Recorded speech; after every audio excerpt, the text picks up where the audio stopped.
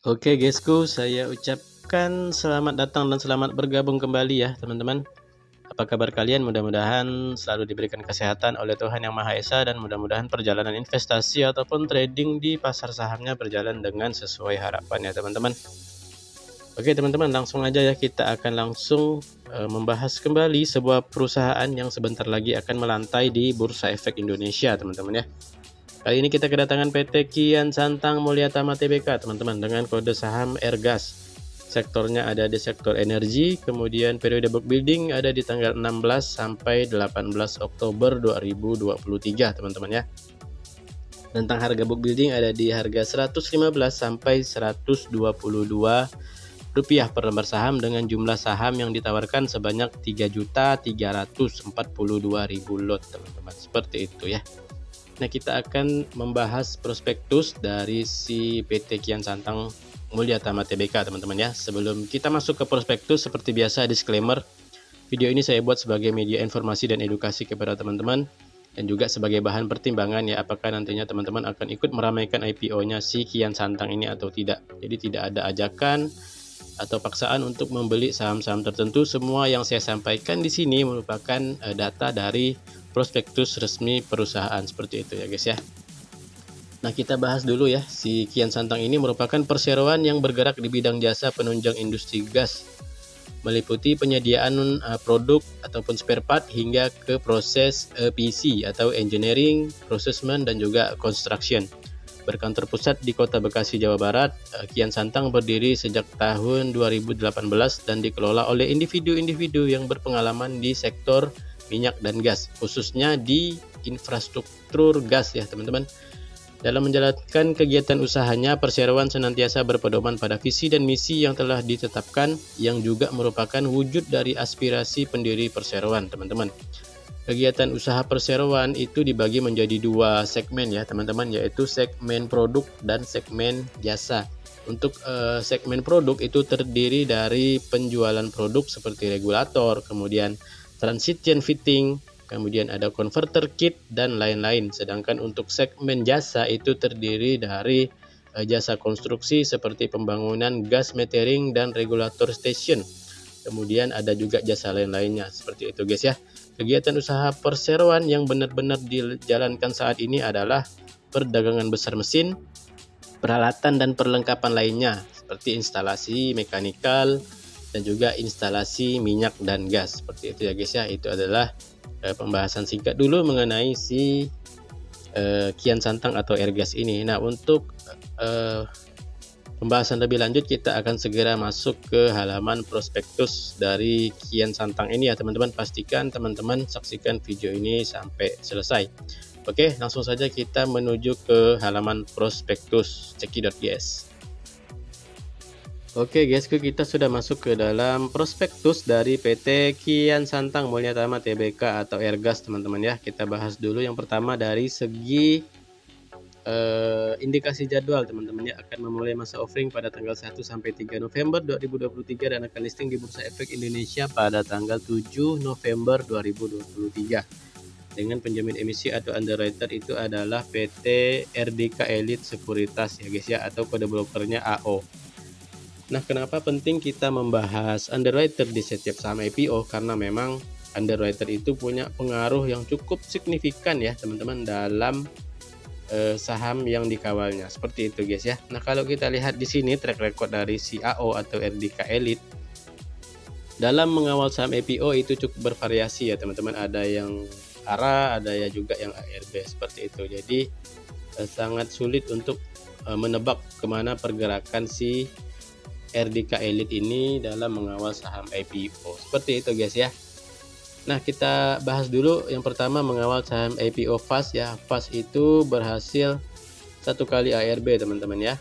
Kemudian yang kedua mengawal saham IPO SMIL itu ARA 2 kali. Dan terakhir mengawal saham IPO GRIA itu tutup di zona merah. Seperti itu guys ya.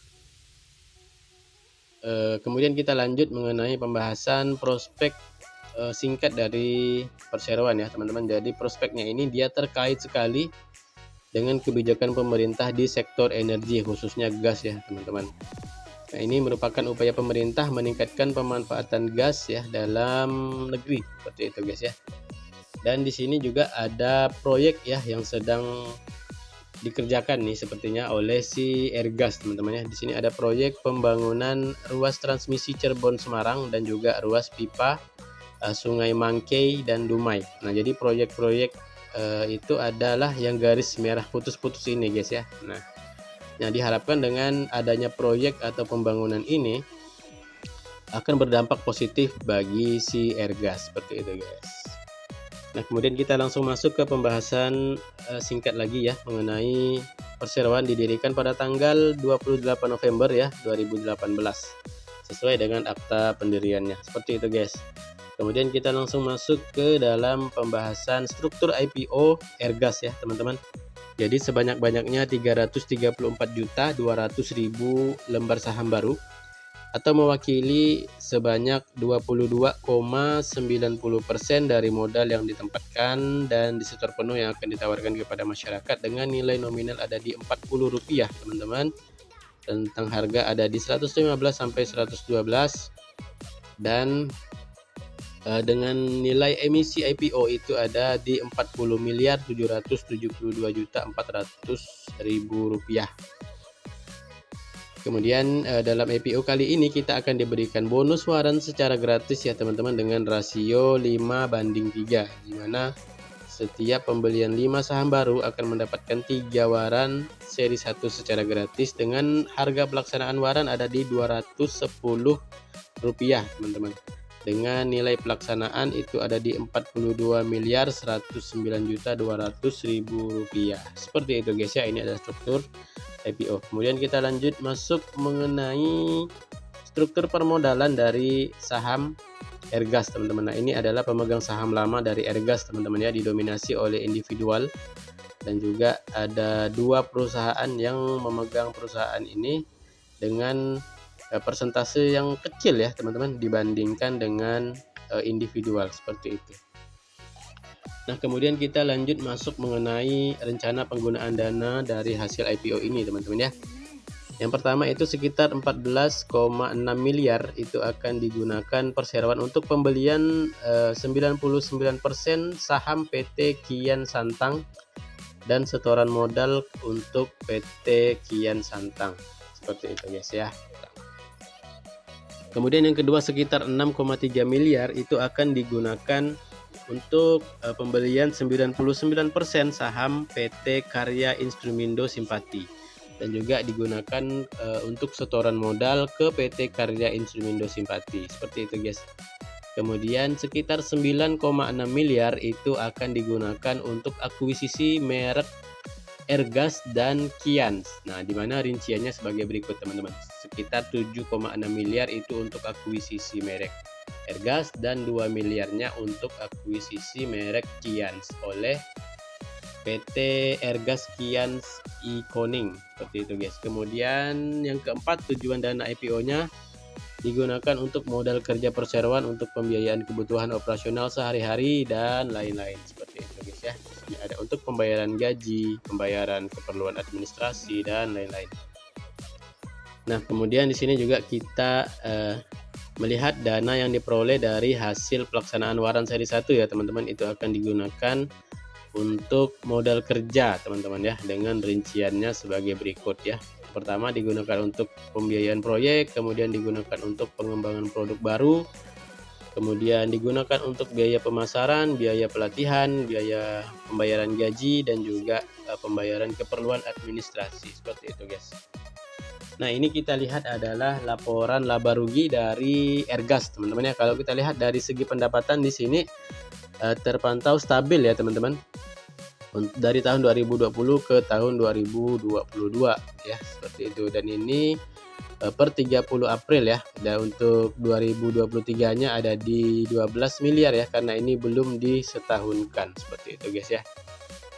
Kemudian kita lihat juga di sini adalah laba tahun berjalan terpantau stabil juga ya teman-teman, seperti itu.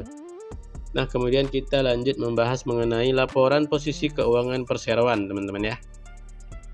Kita lihat pertama di sini adalah dari segi aset terpantau naik ya dari tahun 2020 ke tahun 2023 dari 25 miliar meningkat hingga ke 52 miliar seperti itu guys.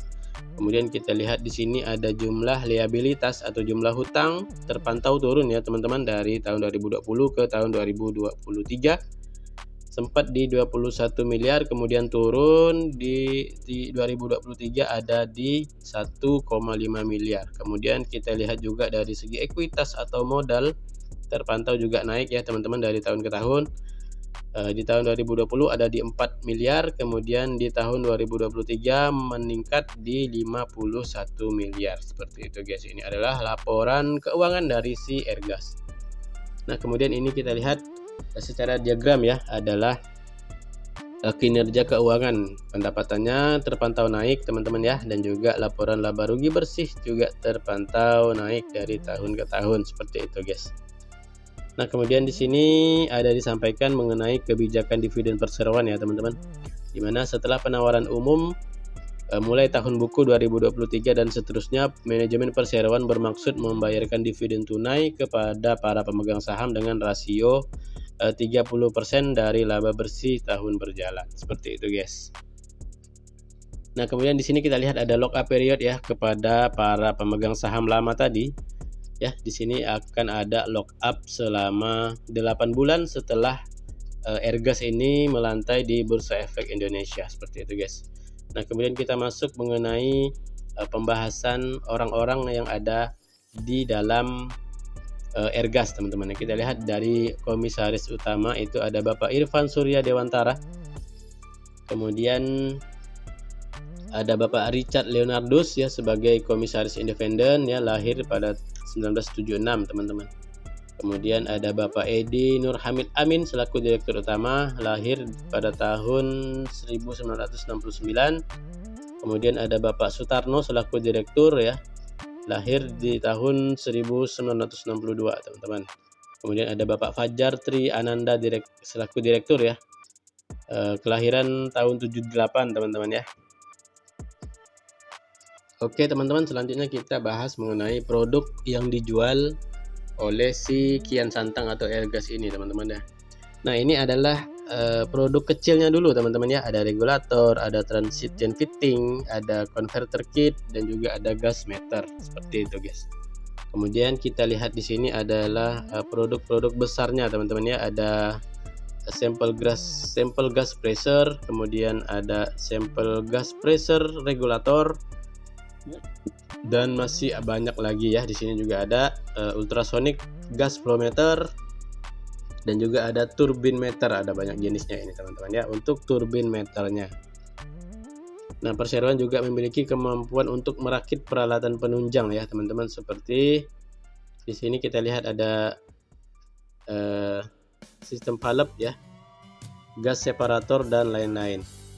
Nah, ini adalah gambar kerja dari perseroan ya atau dari Airgas, teman-teman bisa lihat di sini. Nah, kemudian ini adalah para pelanggan ya yang tadi saya sebut di awal. Menurut saya cukup menarik karena di antara pelanggan tersebut sudah ada beberapa yang masuk ke Bursa Efek Indonesia juga teman-teman. Nah, ini adalah tabel pelanggan perseroan yang penjualannya melebihi 10% ya. Ada PT Pertamina Gas Negara, ada PT Pratiwi Putri Sulung, ada PT Pegas Solution, dan juga ada PT Yuan Sejati. Seperti itu guys.